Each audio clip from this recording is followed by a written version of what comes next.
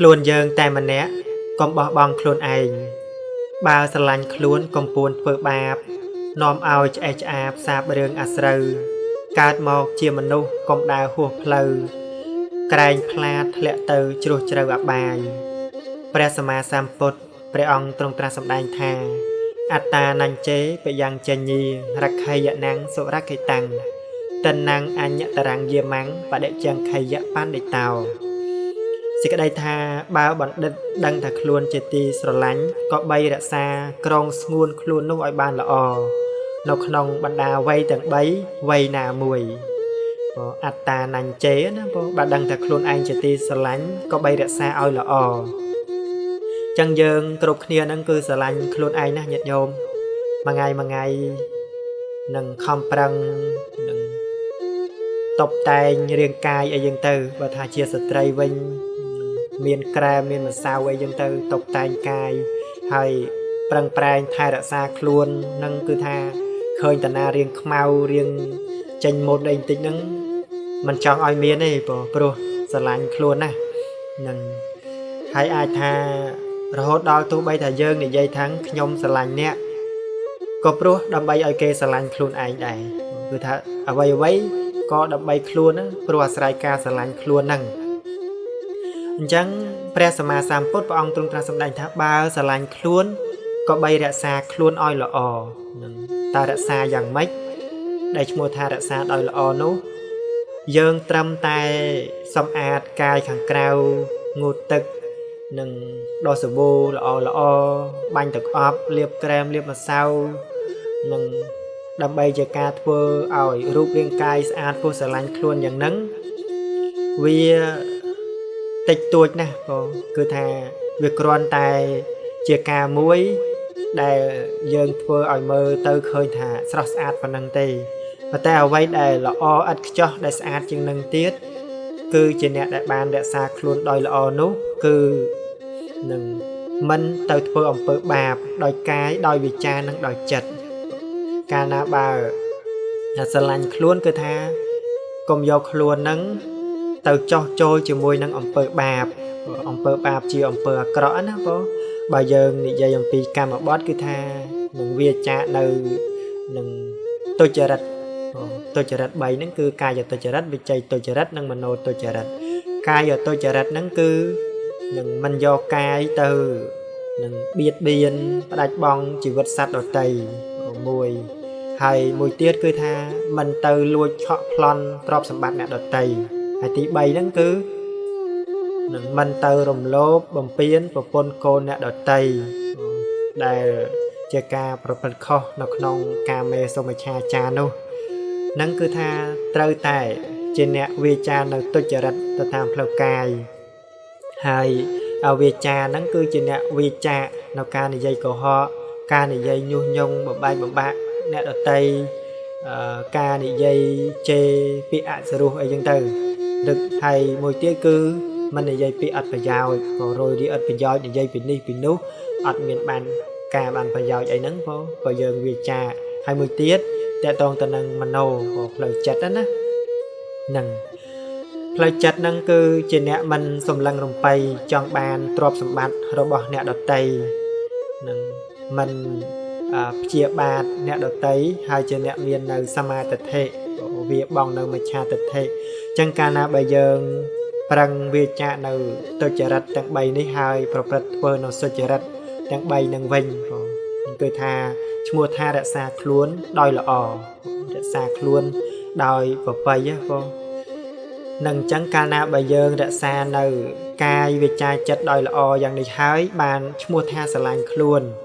ព្រោះថាកំណើតដែលយើងកើតមកនេះញាតិញោមដោយអំណាចបុណ្យណាដែលយើងបានកើតមកជាមនុស្សនឹងអញ្ចឹងត្រូវយកខ្លួនដែលបានកើតដោយសារបុណ្យនេះទៅប្រព្រឹត្តសាងនៅអំពើល្អផ្សេងនឹងឲ្យជីវិតយើងរស់នៅនឹងគឺថានឹកឃើញកម្មដែលខ្លួនឯងបានសាងបានប្រព្រឹត្តហើយនោះក៏រមែងសប្បាយរីករាយនៅទង្វើដែលខ្លួនឯងបានធ្វើចឹងសរុបសេចក្តីមកបើស្រឡាញ់ខ្លួនកុំពួនធ្វើបាបនាំឲ្យឆ្អេះឆ្អាបសាបរឿងអាស្រូវកើតមកជាមនុស្សកុំដើរហួសផ្លូវ ក្រែងផ្លាតធ្លាក់ទៅជ្រោះជ្រៅអបាយសូមអនុមោទនាបើនៅស្រឡាញ់ត្រូវឲ្យអភ័យបើអស់និស្ស័យកុំចងវេរាចម្រើនមេត្តាកុំបៀតបៀនគ្នាព្រួញពឹសខ្លាយជាមេលាបុប្ផាចិត្តយើងដែលបានអប់រំដោយល្អហើយក៏រមែងបានជាទីពឹងជាទីជ្រៅកោនរមែងនាំមកនៅសេចក្តីសុខព្រះសម្មាសម្ពុទ្ធព្រះអង្គទ្រង់ត្រាស់សម្ដែងថាផ្ទះដែលបានប្រក់ដោយល្អហើយ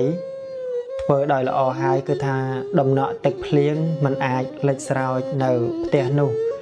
យ៉ាងណាមិញចិត្តយើងដែលបានអប់រំដោយល្អហើយរមែងបានជាទីពឹងជាទីការពារទោះបីថាយើងជួបនៅលោកធម៌នឹងសុខក្តីទុក្ខក្តីមានលៀបក្តីមានយុះក្តីសរសើរក្តីនិន្ទាក្តីយើងប្រើនៅលោកធម៌នោះឲ្យបានជាបារមីបំពេញទៅដោយបុណ្យកុសលផ្សេងនឹងបើមានលៀបយុះចឹងទៅក៏យើងប្រើបានជាប្រយោជន៍នៅក្នុងសង្គមមិនប្រើដើម្បីបៀតបៀនអ្នកដទៃនឹងមានការសរសើរមានការនិន្ទាយើងយកមកពិចារណានៅក្នុងជីវិតនឹងធ្វើឲ្យជីវិតយើងនេះបាននៅការបំពេញនៅបុណ្យបារមីផ្សេងតែបើយើងមាននៅអយោនិសោមនសិការៈទេក៏យើងប្រើមិនបានជាប្រយោជន៍នឹងទៅខឹងបន្ទោសទាស់ជាមួយនឹងអារម្មណ៍ផ្សេងដែលវាកើតឡើងចឹងទៅបើសិនជាចិត្តយើងនៅតែស្រឡាញ់មានអធិស្ឋាននឹងការរាប់អានគ្នាចិត្តដិតគ្នាទេក៏យើងត្រូវចេះឲ្យអភ័យនឹងកុំឲ្យមាននៅតោសៈចិត្តនឹងកើតឡើងខឹងស្អប់នឹងបន្ទោសបៀតបៀនគ្នាចឹងទៅនឹងហើយបើថាអស់និស្ស័យនឹងគ្នាហើយកុំឲ្យចងវេរានឹងកុំឲ្យចងគំនុំគុំគួននឹងចងព្យាបាទណានឹងព្យាបាទតាំងចិត្តនឹងឲ្យគេបានទុកអីចឹងទៅគាត់ថាបើថាអស់និស្ស័យនឹងគ្នាហើយក៏យើងនឹងចម្រើនមេត្តានឹងទៅកុំឲ្យបៀតបៀនគ្នានាំឲ្យមានសេចក្តីទុកយូរអង្វែងហើយដែលថាយើងខឹងគេយើងស្អប់គេហ្នឹងទុកដំបងយើងនឹងឯងមានទុកមុនគេនឹងរហូតដល់អ្នកខ្លះគុំគួនស្អប់ខ្លាំងទៅដំបងតិចទេបងហើយតិចហ្នឹងអត់ចេះរងាប់នឹងអត់ចេះយកធម៌មកពិចារណាអប់រំចិត្តវាទៅជាគំនោដ៏ធំដល់វាមានឱកាសក៏បុគ្គលនោះយកនៅកំហឹងនឹងជាត្រីមុខយកនៅកំហឹងនឹងជាប្រមុខចឹងទៅក៏ទៅបន្ទុះសារាយបៀតបៀនចឹងទៅយើងធ្លាប់ជួនកាលហ្នឹងអ្នកខ្លះធ្លាប់ស្រឡាញ់គ្នានឹងហៅថាថតរូបស្វីតចឹងទៅតែដោយពេលស្រឡាញ់ពេញចិត្តយើងចេះតែនឹងរឿងខ្លះក៏ឲ្យអភ័យយើងទៅតែយើងទៅជួបរឿងដែលទាស់ចិត្តយើងអត់ចេះនឹងពិចារណាអប់រំចិត្តទេចិត្តហ្នឹងវានាំយើងឲ្យទៅធ្វើបាបនឹងប្រើហិង្សាបៀតបៀននឹងចងពៀវេរាដល់គ្នានឹងទៅដល់គ្នានឹងទៅហើយទោសហ្នឹងវាទោសៈហ្នឹងវាដុតយើងវាដុតចិត្តយើងដល់ពេលយើងមានកំហឹងផ្លូវចិត្តវាធ្វើឲ្យចិត្តយើងហ្នឹងពិបាកនឹងប្រសាប្រសល់ដេកមិនលក់បក់មិនលះហើយចឹងទៅរហូតដល់ចេញទៅតាមផ្លូវកាយទៀតទោសមកជាប់គុកជាប់ច្រវាក់អីចឹងទៅយើងអ្នកដែលធ្វើបាបហ្នឹងណាបងនឹងដោយអំណាចនៃទោសៈហ្នឹងទៅបៀតបៀនកាប់សម្លាប់វាយប្រហារវាដំច្រំធាក់អ្នកដទៃចឹងទៅក៏ជាទុកទោសចឹងទៅនឹងអញ្ចឹងគឺយើងត្រូវរៀនអប់រំចិត្តរឿងរ៉ាវណាដែលកើតឡើងយើងសិក្សាអំពីហេតុនៃរឿងនឹងទៅដោះស្រាយដោយបញ្ញានឹងកុំឲ្យយកនៅហិង្សានឹង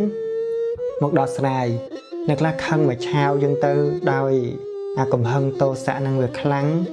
ក៏ទៅជានឹងសម្លាប់នឹងកាប់សម្លាប់គ្នាអីនឹងទៅវាដំច្រំធាក់ផលិតផលមកវិញគឺជាប់ទោសជាប់គុកជាប់ច្រវាក់អីនឹងទៅជាទោសមួយនៅក្នុងពេលបច្ចុប្បន្ននឹងហើយទៅបរលោកទៀតក៏ចិត្តបាបនឹងវាសន្សំហើយអាចិត្តអាក្រក់ចិត្តបាបនឹងឯងវានាំឲ្យទៅកើតនៅក្នុងទីឋានមិនល្អវានាំឲ្យនឹងប្រព្រឹត្តទៅដោយជាអ្នក នឹងមានទុកទោសនៅក្នុងកំណត់អបាយភូមិមាននរកប្រែតិរិឆានសូរកាយយ៉ាងទៅនឹងយើងគួរសង្វេគចំពោះអកុសលកម្មដែលវាត្រាំទុកនៅក្នុងសន្តានចិត្តយើងវានាំយើងឲ្យធ្លាក់ទៅនៅក្នុងនឹងគំនោនៃអំពើអាក្រក់ផ្សេងនឹងទៅអញ្ចឹងយើងរៀនបណ្ដោះនៅគុណធម៌ដោយទឹកចិត្តមេត្តាមិនចងគំនុំបៀតបៀននឹងអ្នកណាបើឃើញគ្នាក៏រីករាយរាក់ទាក់ជាមួយគ្នាអីចឹងទៅជាអ្នករស់នៅភូមិផងរបងជាមួយគ្នា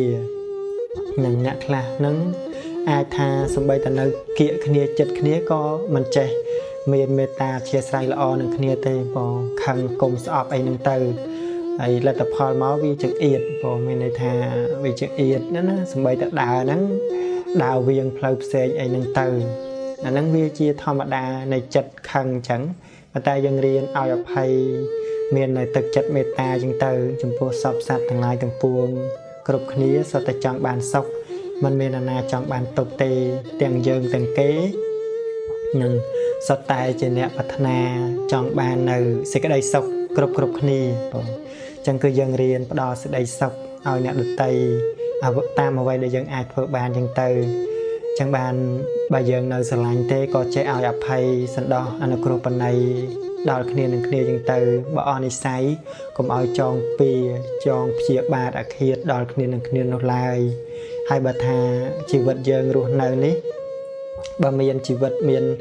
នឹងខ្យល់ដង្ហើមដកជាធម្មតាទេកុំឲ្យការរស់នៅនឹងអត្ថប្រយោជន៍ចម្រើនមេត្តាដល់គ្នានឹងគ្នាយ៉ាងទៅកុំបៀតបៀនកុំនឹងបហាគ្នាដោយពាក្យសម្ដីមិនល្អធ្វើឲ្យអ្នកដទៃឈឺចាប់នឹងលំបាកអីនោះគឺថាចិត្តយើងនិយាយទៅគឺត្រូវប្រកបដោយមេត្តាដល់អ្នកដទៃនឹងនិយាយទៅហើយបើថានឹងមិនប្រកបទៅដោយបុណ្យទេគឺយើងកុំពោលស្ដីមិនប្រកបទៅដោយចិត្តមេត្តាទេគឺយើងកុំនិយាយអីព្រោះវានាំទៅឲ្យកើតបាបផ្លូវចិត្តរបស់យើងចឹងត្រូវមានមេត្តាការអនុគ្រោះសន្តោសប្រណីដល់គ្នានឹងគ្នាចឹងទៅអ្នកទី1ទេដែលយើងអ្នកទី1គឺយើងនឹងហើយបងដែលបានសេចក្តីសុខណាបងនឹងឯអ្នកទី2ដែលថាយើងបានសេចក្តីសុខហើយយើងចែករំលែកសេចក្តីសុខនឹងឲ្យដល់អ្នកដទៃជាសេចក្តីសុខមួយនៅក្នុងជីវិតដែលយើងត្រូវប្រព្រឹត្តដោយមានធម៌សម្រាប់អប់រំសម្រាប់ពិចារណាចឹងទៅប៉ុណ្ណាសូមអនុមោទនា